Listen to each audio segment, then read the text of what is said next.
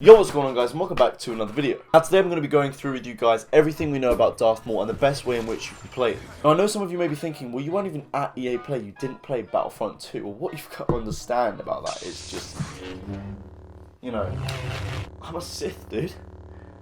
Or I'm just standing in my room holding a camera stand, you know, one of the two.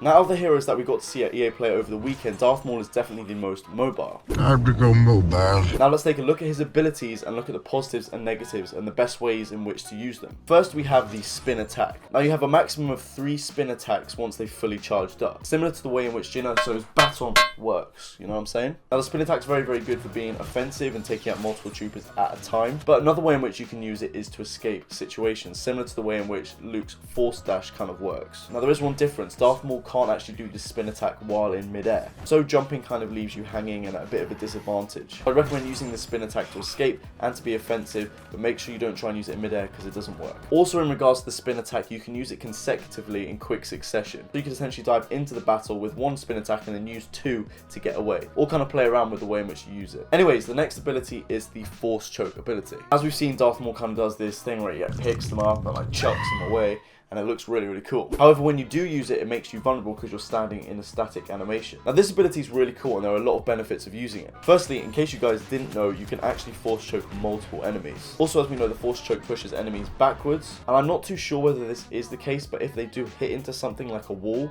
I think it might take more damage off. I'm not too sure, you guys can let me know down below. However, that animation of enemies falling backwards and being on the ground gives you a good time frame in which to attack them more or even escape. We're getting formal again, my man. Now the way in which the hero abilities kind of set up is some of them work well kind of together. For example, the force choke works well with the furious throw, which is the last ability that Darth Maul has. And then finally, as mentioned just now, we have the furious throw ability. Now this one is slightly different to Darth Vader's throw, which we have in the Battlefront at the moment. Obviously Vader's is horizontal, so it has a bit more damage radius. However, Darth Maul's is vertical, so the hitbox is slightly thinner. For this ability, you have to be very accurate, and given the fact that it's vertical and it's quite a high vertical hitbox, I think that would be useful for taking out like jump troopers and stuff, and also like the odd ship or two if you know fancy it. So that's pretty much all of Darth Maul's abilities and how to use them. Now let's take a look at his lightsaber. As you guys know, it's not actually just a one-hit kill on infantry now. And of course the big debate around this character is deflecting. Now because Darth Maul is so agile and quick, it kind of comes at a price. They have decided not to add a deflecting ability to the Sith. And this is where strafing and the spin attack come into play, and this also brings me on to jumping. Now it seemed with the heroes that they jumped pretty high and they stay in the air for quite a while. I'd say jumping is a good way to get out of a battle when escaping, to get to higher ground. Cue the meme. It's over, Anakin! I have the high ground!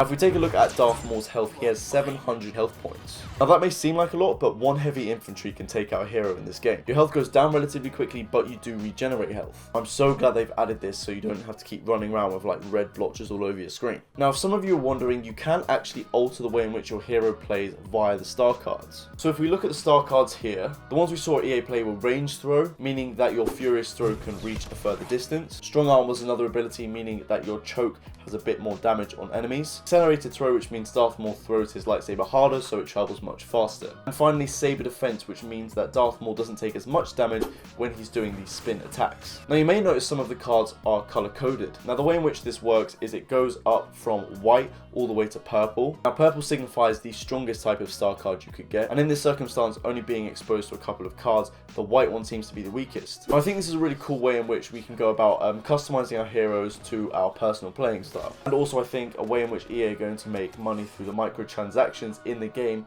is by buying these star cards in packs or something like that. Anyways, that is it for today's video. Now you must take into consideration that this is the pre-alpha build. So when we get the beta coming up for those that have pre-ordered the game, I'm sure a lot of the dynamics will have changed, but not too drastically, so this will be applicable to when you next play the game.